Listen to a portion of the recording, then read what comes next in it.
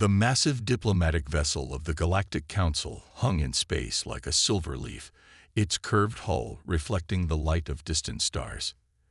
Inside, Ambassador Reed adjusted his formal suit one last time before entering the Grand Chamber. His heart beat faster with each step. This wasn't just any meeting. This was humanity's first official contact with the United Species Alliance. The chamber doors slid open with a soft hiss. Reed walked into a room filled with beings from across the galaxy. Some floated in anti-gravity pods, others stood on multiple legs, and a few seemed to shift between solid and gas states. But all of them turned to stare at him, the human, the newcomer, the latest species to achieve faster-than-light travel. "Welcome, Ambassador Reed of Earth," announced the council speaker, a tall being with shimmering blue skin. "Your species has achieved much in a very short time. Perhaps too short a time, some might say." Reed kept his face neutral, though he noticed the whispers among the gathered representatives. Humans had gone from first radio signals to FTL travel in just over 200 years. For most species, this journey took thousands of years. "Thank you for welcoming us," Reed replied, his voice clear and steady. "Earth looks forward to joining the galactic community." The council speaker nodded, but another representative, one with crystalline features, interrupted. "Before we proceed, we must address the concerns about human technological advancement. Such rapid progress is unprecedented." Reed had prepared for this. He opened his briefcase and took out a small device. "With your permission, I'd like to present Earth's history of innovation. We've prepared a presentation in the standard galactic format." As he spoke these words, something strange happened. Several of the alien representatives suddenly straightened in their seats. The crystalline being's surface flickered with patterns of light. Even the council speaker's shimmering skin rippled in an unusual way. That sound pattern," the council speaker said, their voice trembling slightly. "Speak again, Ambassador." Reed looked confused but continued. "I'm not sure I understand. Would you like me to repeat my offer to present?" This time, the reaction was even stronger. A representative with multiple eyes leaned forward, their appendages twitching. "It's impossible," they whispered, but in the quiet chamber, everyone heard. Some of his sound patterns matched the sacred tongue. The chamber erupted in murmurs. Reed stood quietly, waiting for an explanation. He didn't have to wait long. "Ambassador," the council speaker said, their voice now carrying a hint of awe, "certain patterns in your speech, they resemble our most ancient language, the one we use only for our most sacred ceremonies, a language that predates your civilization by thousands of years." Reed's diplomatic training hadn't prepared him for this. "Perhaps it's a coincidence," he suggested. "Speak some words from your older languages," requested the crystalline being. "Your species has many, yes." Reed nodded and recalled his classical language studies. "In Latin, an ancient human language, I could say, per aspera ad astra, through hardships to the stars." The chamber went completely silent. Several representatives seemed frozen in place. The council speaker's blue skin had turned almost white. And in Sanskrit, another ancient language, Vasudhaiva Kutumbakam, the world is one family. A low hum filled the chamber as the aliens communicated among themselves in frequencies humans couldn't hear. Reed stood patiently, though his mind raced with questions. Why were they so shocked by human languages? Finally, the council speaker addressed him again. "Ambassador Reed, what was meant to be a simple diplomatic meeting has become something far more significant. We must consult our histories. These patterns you speak, they shouldn't exist in your languages. They couldn't exist unless." The speaker trailed off, leaving the thought unfinished. Reed noticed that many of the representatives were now looking at him not with their previous suspicion, but with something that looked like wonder or fear. "Perhaps," Reed said carefully, "this is an opportunity for both our peoples to learn from each other." The council speaker nodded slowly. "Indeed, Ambassador, indeed." though I suspect we may be the ones doing most of the learning today. Dr. Miller sat in his small office at the Earth Linguistics Center, surrounded by screens filled with alien text. 3 weeks had passed since the strange events at the first contact meeting, and he hadn't slept properly since. The aliens had provided samples of their sacred tongue, though they seemed nervous about sharing even these small fragments. He rubbed his tired eyes and played another audio recording. The alien words flowed like water, but something about them tugged at his mind. He had studied ancient languages for 20 years, and these sounds were oddly familiar. A knock on his door made him jump. "Come in," he called out, not taking his eyes off the screens. Professor Thompson walked in, carrying 2 cups of coffee. "You look terrible," he said, placing 1 cup on Miller's desk. "Found anything interesting?" Miller nodded excitedly. "Listen to this." He played 2 recordings side by side. One was in the alien's sacred tongue, the other in ancient Sanskrit. "Hear that pattern? It's not just similar, it's almost identical." Thompson leaned closer, his eyes widening. "Play it again." Miller did. The 2 sounds flowed together like harmonizing music. "It's not just Sanskrit," he continued. "I'm finding connections to Latin, ancient Greek, even older Proto-Indo-European root words. It's as if their sacred tongue is a mix of Earth's oldest languages." "That's impossible," Thompson said, but his voice wavered. "Their civilization is thousands of years older than ours. Their sacred tongue predates human writing. According to their records," Miller pointed out. "But what if those records are incomplete? What if—" A soft beep interrupted them. The main screen showed an incoming call from the Galactic Council. Miller quickly straightened his shirt and accepted the call. The blue-skinned council speaker appeared on screen. "Dr. Miller, we have received reports that you are studying the sacred tongue samples we provided." "Yes, council speaker. We found some fascinating patterns." "You must stop immediately," the speaker cut in. "There has been concern among our religious leaders. They believe it inappropriate for humans to study these sacred words." Miller fought to keep his voice calm. "With respect, council speaker, we've discovered something important. The patterns in your sacred tongue are not for humans to question," the speaker said firmly.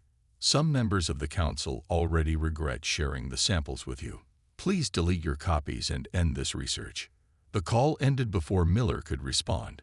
He sat back in his chair, looking at Thompson. "They're scared," Thompson said quietly. "But of what?" Miller turned to his computer and began typing quickly. "They can tell us to stop official research, but they can't stop us from looking at the data we've already collected." He paused, looking at Thompson. "Want to help me solve this mystery?" Thompson smiled and pulled up a chair. "Where do we start?" For the next several hours, they worked in secret, comparing sound patterns and word structures. They found more and more connections, not just similar sounds, but matching grammar patterns and root words. It was as if someone had taken pieces of Earth's ancient languages and rebuilt them into something new. "Look at this," Miller said late into the night. He pointed to a sequence of alien words. "If you adjust for sound drift over time, these words match perfectly with Proto-Indo-European roots. It's not just similar, it's exact." Thompson stared at the screen. "But that would mean—" "Their sacred tongue came from Earth," Miller finished. "Somehow, thousands of years ago, they learned these words from us." They sat in silence, letting the implications sink in. Somewhere in humanity's distant past, aliens had visited Earth and taken its languages to the stars. And now, thousands of years later, humans had followed those ancient words back to their scattered children across the galaxy. "What do we do with this information?" Thompson asked. Miller looked at his screens, filled with proof that could shake the foundations of multiple civilizations. "We keep working," he said, "but quietly. The truth needs to come out carefully, or we risk causing a galactic incident." Little did they know, the incident was already brewing. Deep within the great archive of the United Species Alliance, Bluestone moved through dusty shelves filled with ancient records. The old librarian hadn't slept well since the humans had arrived. Something about their languages bothered him deeply, like an itch he couldn't scratch. He pulled another crystal data slab from its shelf. The soft blue glow of the ancient writing filled his small reading space. This one dated back nearly 8,000 years, to the early days of space travel. His people had always believed their sacred tongue came from this era, passed down by the first ones who had received it from the stars. But what if that story wasn't complete? His communication device buzzed. A message from the council speaker. Any progress? Bluestone looked at his notes. Should he share his doubts? The evidence he'd found suggested gaps in their history, missing pieces that no one had questioned before. He typed back carefully. Research continues. Some inconsistencies in early records. The response came quickly. Inconsistencies. Meanwhile, on Earth, Dr. Miller and Professor Thompson worked through another night. They had moved their research to Thompson's basement to avoid attention. Star maps covered one wall, showing ancient human migration patterns. Another wall displayed printouts of alien texts, connected by red strings to Earth's ancient languages. Look at this pattern, Miller said, pointing to a string of alien words. It's not just that they took our words. They took them at different times, from different places. He moved his finger across the map. Sanskrit from here, Latin from here, older Proto-Indo-European from multiple locations. Thompson nodded slowly, like they were collecting languages. But why? Back in the archive, Bluestone found something that made his hands shake. A very old personal log, nearly corrupted beyond recovery. He carefully connected it to his reader. The ancient words scrolled across his screen. Day 156 of the Earth study. The humans continued to fascinate us. Their ability to create and adapt language is unlike anything we've seen. Each group has their own patterns, yet all connect to older, deeper patterns. We must preserve these sounds, these structures. They might hold the key to better communication between species. Bluestone's heart raced. This was it, proof that his people had visited Earth long ago. But why had this information been lost? He dug deeper into the old records. Hours passed. More pieces emerged. His ancestors hadn't just visited Earth. They had been amazed by it. Earth had more languages, more linguistic diversity than any world they'd ever found. They had studied these languages in secret, collecting words and patterns, trying to understand how humans could create such complex communication systems. Then he found the final piece, a report from the last research team, dated just before the Great Communication Crisis. The new language template is ready. Based on human linguistic patterns, it should allow for deeper, more meaningful communication between all species. We recommend implementing it as a standard diplomatic language. Bluestone sat back, stunned. The sacred tongue hadn't come from the stars. It had been engineered, built from pieces of human languages to solve an ancient crisis. But something had happened. The records after this were fragmented, damaged. The knowledge had been lost, and over thousands of years, the engineered language had become sacred. His device buzzed again. The council speaker wanted an update. Bluestone stared at the screen, wondering what to say. If he revealed this truth, it would shake the foundations of their society. Many wouldn't believe it. Some would be angry. But the humans were out there, speaking the original words. The truth would come out eventually. He began typing. Speaker, I found something important. About our past. About Earth. We need to talk. At that same moment on Earth, Miller made a breakthrough of his own. Got it, he shouted, startling Thompson. I can prove it now. Their sacred tongue. It's not just similar to our ancient languages. It was built from them. Engineered. And I think I know why. The grand temple of words towered above the gathered delegates, its crystal spires reaching toward the purple sky of the alien capital world. Inside, Ambassador Reed stood with the human delegation, trying to keep his expression neutral despite his racing heart. This was the most sacred ceremony in the United Species Alliance, the reading of the ancient words. Dr. Miller shifted nervously beside him. The linguist hadn't wanted to come, knowing what he knew. But Reed had insisted. If they were right about the sacred tongue's origins, they needed to be here. "Remember," Reed whispered, "whatever happens, stay calm." The ceremony began. Alien priests in flowing robes moved through the great hall, their voices rising in the sacred tongue. The words echoed off the crystal walls, filling the space with sound. Most of the human delegation heard only beautiful alien sounds, but Miller felt each word like a physical thing. Sanskrit, Latin, ancient Greek, all woven together into something new but unmistakably human in origin. In the back of the temple, Bluestone watched with different eyes than before. Since finding the truth in the archives, every ceremony felt different. He looked at the humans, wondering if they understood what they were hearing. The High Speaker stepped forward, raising all four arms. Today, they announced in standard galactic speech, "We welcome our new human friends to witness our most sacred ritual." The words of creation, passed down from the stars themselves, bind all species together.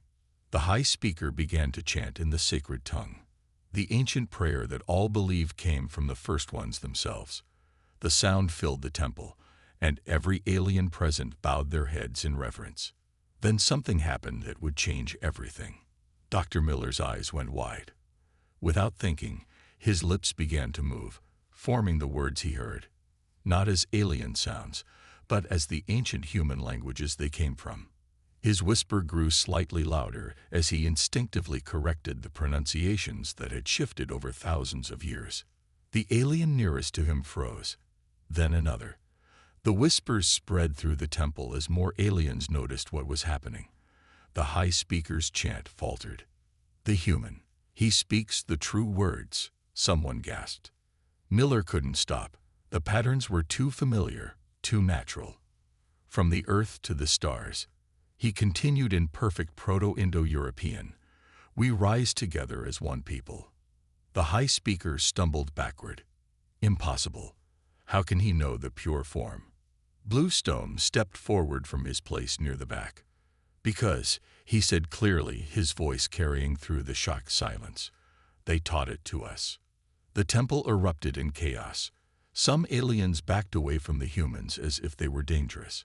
Others moved closer, reaching out with appendages or sensors, trying to record every sound. The High Speaker called for order, but their voice was lost in the commotion. "Please," Reed's voice cut through the noise. He had stepped forward, standing beside Miller. "We mean no disrespect, but there's something you need to know about your sacred tongue." The High Speaker raised their arms again, commanding silence. "Speak, human. But know that blasphemy against the sacred tongue carries severe penalties." Reed looked at Miller, then at Bluestone, who gave a slight nod. "Your sacred tongue," Reed said carefully, "is not just similar to our ancient languages. It was built from them, created by your ancestors who visited Earth thousands of years ago." The silence that followed was absolute. Then the High Speaker spoke, their voice trembling.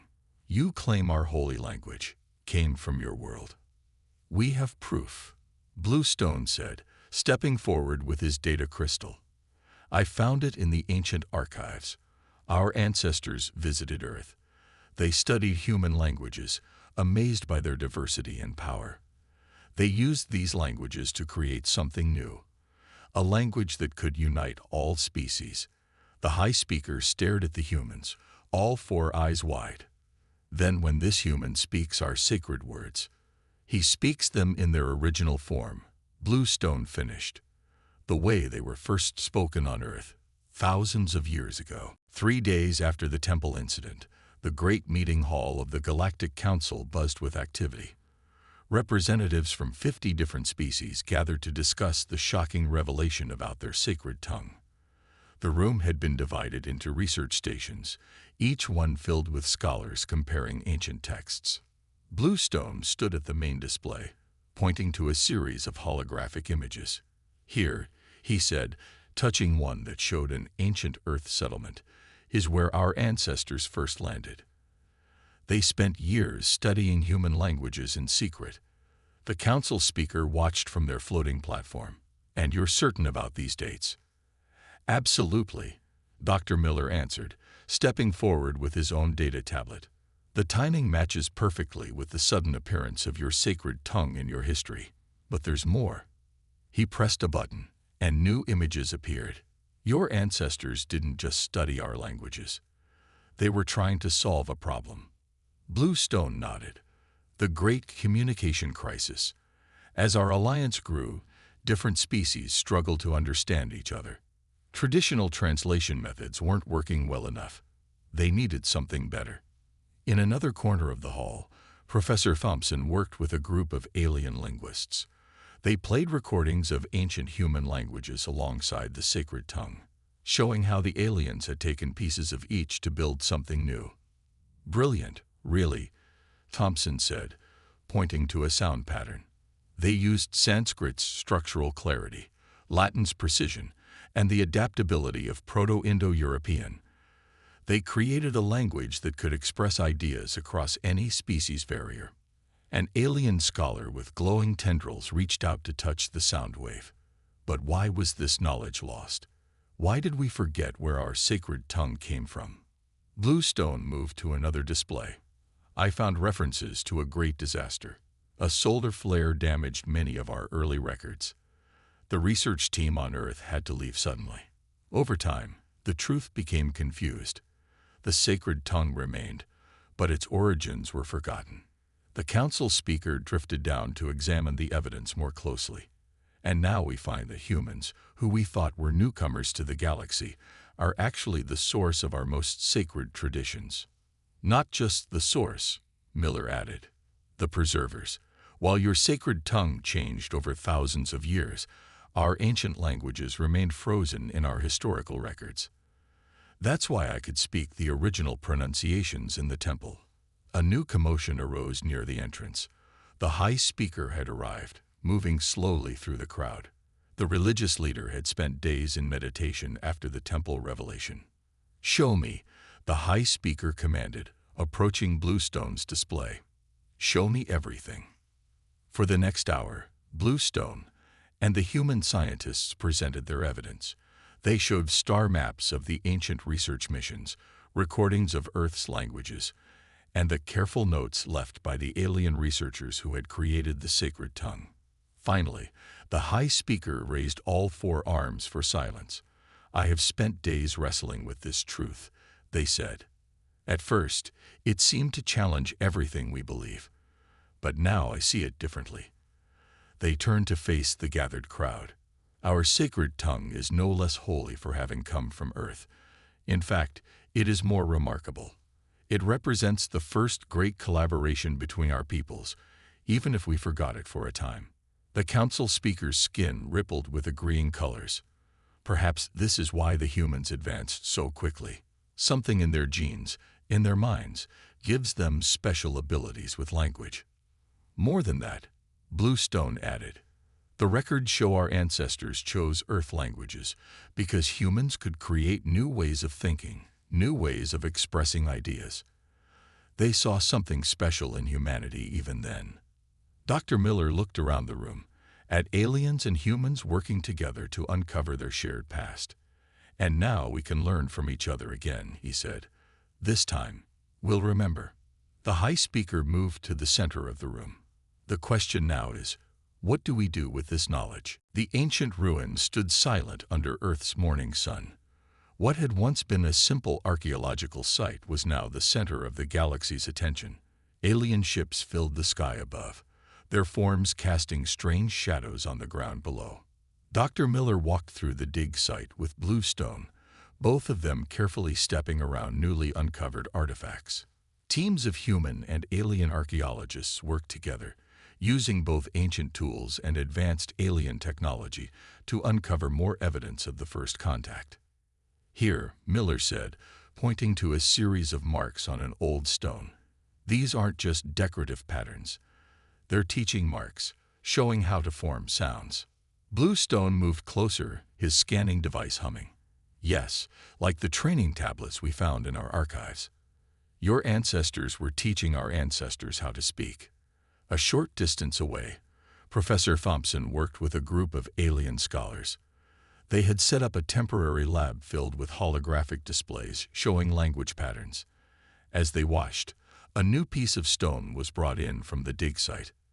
Another one, Thompson called out excitedly. Look at these markings. They match perfectly with the alien training records.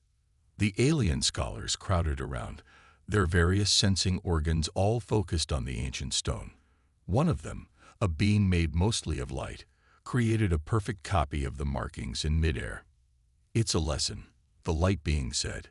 Your ancestors were teaching ours about how sounds can change meaning. They were showing us how flexible human languages could be. Above the dig site, in a floating observation platform, Ambassador Reed met with the council speaker and the high speaker. They watched the work below while discussing the future. We've confirmed at least 20 sites like this across Earth, Reed said, showing them a global map. Your people spent more time here than we thought. They weren't just studying us. They were learning from us. The high speaker moved their four arms in a pattern of deep thought. The more we learn, the more amazing this becomes. Your ancestors weren't just teaching us words. They were teaching us how to think in new ways. The council speaker's skin rippled with agreement colors. The records show that before coming to Earth, our species struggled to communicate abstract ideas between ourselves. Human languages showed us how to express complex thoughts clearly. A sudden shout from below drew their attention. One of the dig teams had found something big. Reed and the two alien leaders quickly moved their platform down to the site. Dr. Miller stood next to a newly uncovered chamber. Inside, the walls were covered with markings, human writing mixed with early versions of alien script. Bluestone's scanning device was working overtime, trying to record everything. It's a classroom, Miller said in awe. A place where your people and ours worked together. Look at how the writings flow into each other, how they build on each other's ideas. The high speaker moved forward slowly, their ceremonial robes brushing the ancient dust. This is sacred, they said, not because it came from the stars, but because it shows how two peoples can come together and create something new. As if to prove their point, a young alien researcher nearby was teaching a human archaeologist how to pronounce the sacred tongue, while the human helped the alien understand the original Sanskrit roots of the words.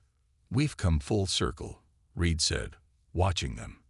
Your people came here looking for better ways to communicate. Now we're meeting again, teaching each other just like our ancestors did. The council speaker's colors shifted to show deep emotion. Perhaps this is why humans advanced so quickly. Some part of you remembered. Some part of you was trying to find us again. Bluestone looked up from his scanner. And now that we've found each other, think of what we can learn together.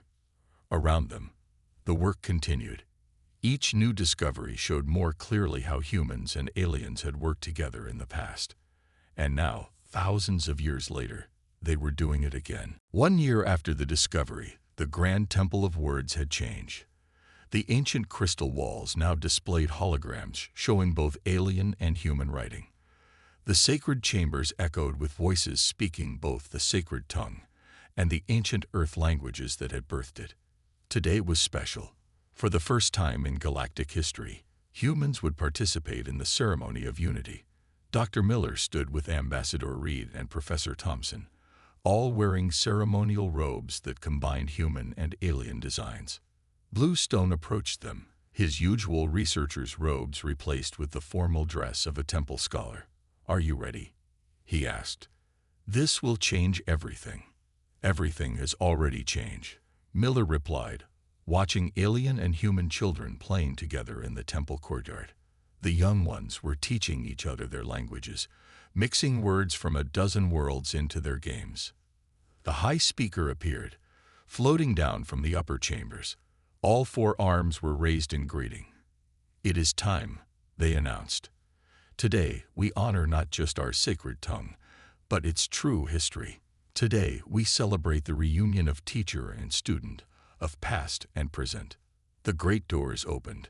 Thousands of beings filled the temple's main hall, creatures of light, crystal, gas, and flesh. Humans stood among them, no longer visitors but equals. Above them all, the crystal ceiling showed a live view of Earth rotating peacefully in space. The ceremony began. The high speaker moved to the center of the hall, where a new pedestal had been installed. On it sat two objects, an ancient stone tablet from Earth, covered in teaching marks, and a crystal data slab containing the earliest known version of the sacred tongue. Thousands of years ago, the high speaker began, their voice carrying to every corner. Our ancestors came to Earth. They found not a primitive world, but one rich with wisdom. They found humans who had mastered something we had not, the art of expressing any thought, any feeling, through sound and symbol. The council speaker joined them, their skin glowing with ceremonial patterns.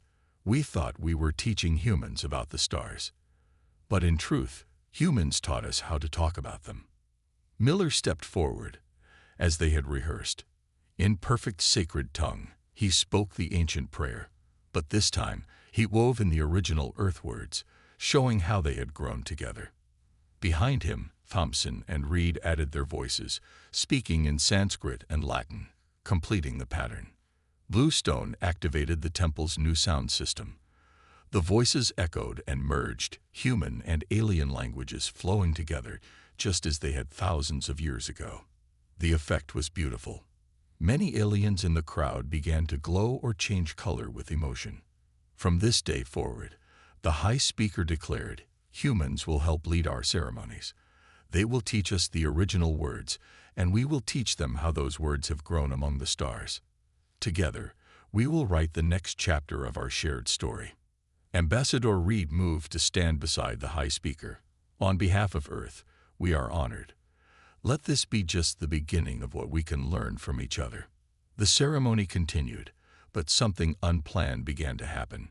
Throughout the crowd, aliens and humans started talking to each other, sharing words from their own languages. The formal ceremony transformed into something more natural, a celebration of communication itself. Look at them, Bluestone said to Miller, watching the scene. No more barriers. No more separation between sacred and common speech. Just people learning to understand each other. Miller smiled, remembering how this had all started with a simple diplomatic meeting. That's what language is really for, he said. Not just to speak, but to connect. Above them, Earth continued its slow spin in space, but it was no longer alone. Ships from 100 worlds surrounded it, their crews learning and sharing, building bridges between stars with nothing more than sounds and symbols. The sacred tongue had come home, and in doing so, had shown everyone the real miracle. Not that aliens had once visited Earth, but that humans had given the galaxy its voice, and now were helping it sing again.